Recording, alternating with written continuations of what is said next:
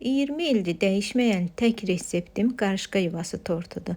Bu tort sizi uşaqlıq illərinizə aparacaq. Anamın hazırladığı qaydada hazırlayıram.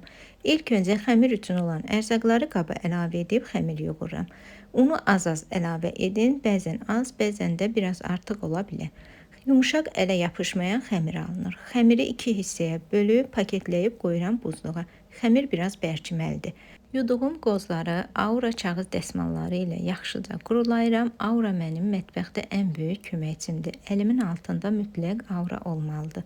Daha sonra xəmiri bu qaydada süzgəcdən keçirdib bişirirəm. Krem üçün kərə yağı və qatlaşdırılmış süddən istifadə etdim. Ölçüləri açıqlama bölməsində qeyd etmişim.